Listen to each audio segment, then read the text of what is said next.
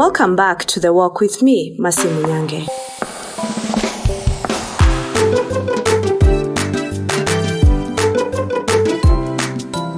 Today, we shall be discussing the alone feeling. Have you ever gone through an experience that has left you feeling a sense of being alone? A sense of no one gets me, no one understands me, so let me just close myself up and just be by myself to think and figure me out.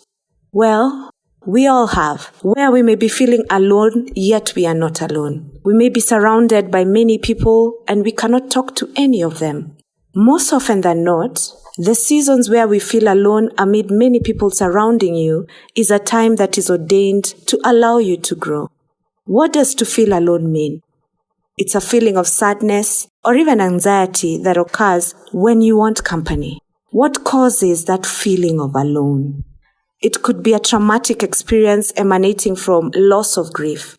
For instance, loss of a job, a business, your source of income, a family member, your deteriorating health. It is also an experience that is happening to you, and you look around you, and it's not happening to your peers, your friends. Therefore, you cannot speak up nor share what you're going through. Think about it. Is it possible to feel loneliness in a crowd, where you withdraw and do not interact with others due to fear, shame, or judgment? Well, there's an author by the name Robin Williams who said, "I used to think the worst thing in life was to end up alone. It is not. The worst thing in life is to end up with people who make you feel all alone." We can confess that we are not always entirely alone, even when we go through hard seasons. We have family or a friend, that one person who is constantly checking on you, dropping by, sending you some cash, and even memes to make you laugh. As you go through hard times in life, it is your choice to be alone. One has to be aware that there are consequences, as man was not created to be an island, but one who interacts with others. I too have moments when I just want to be alone. I don't want to meet up with friends or family. I'm not all out on social media posting anything. I just want to figure myself out before the big reveal, the big move, the big plan.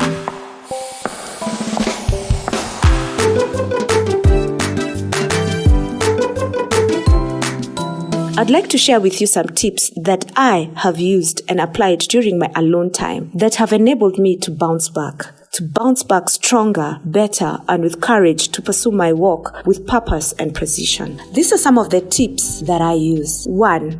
Acknowledge your feeling of being alone. 2. Know when to engage or disengage from the world. 3.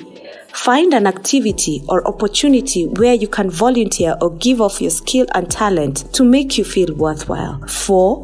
See a therapist or counselor or spiritual mentor, or join a group-based activity. 5. Have a self-care routine. Let us walk through these 5 tips in detail.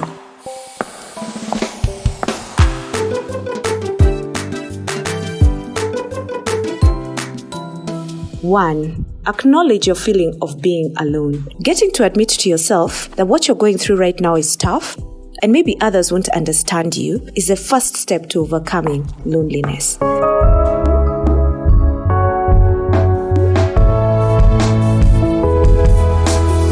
Number 2, know when to engage or disengage from the world. We are all human, and most often we have that innate deep desire to engage with others. It is important to know when to engage or disengage. Is it a family function or a plan to go interact with others? You could choose which social events you can disengage from based off of your knowledge of those in attendance. Will they forgive you when you jump back from your hiding place?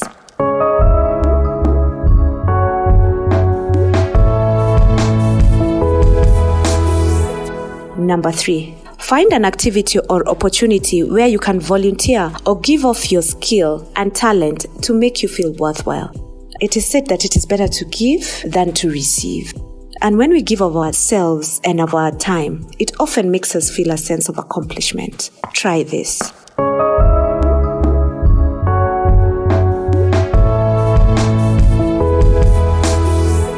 Number 4, see a therapist, counselor, spiritual mentor, or join a group-based activity. This can be a good way of talking and sharing your emotions and possibly being guided on how to navigate life, as it were. Doing this at least once a week gives you purpose and drive to know that whereas you feel alone, you are not lonely. This can be a good way of talking and sharing your emotions and possibly being guided on how to navigate life, as it were. Doing this at least once a week gives you purpose and drive to know that whereas you feel alone, you are not lonely.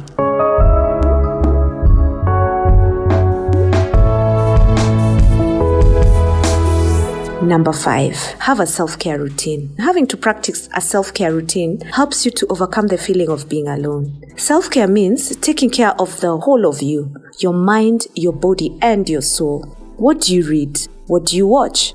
Be mindful that it ought to lift you up and not drown you further into loneliness. What do you eat? Exercise. What do you wear? It should infuse happy hormones. Do you pray? Read the Word of God. What is your spiritual state like? These are some of the practical things I have done in my walk. You may try and switch it up for yourself, with the aim of ensuring that you live a purposeful life. Not letting any experience you have go to waste, but rather allow it to build you to be a better person.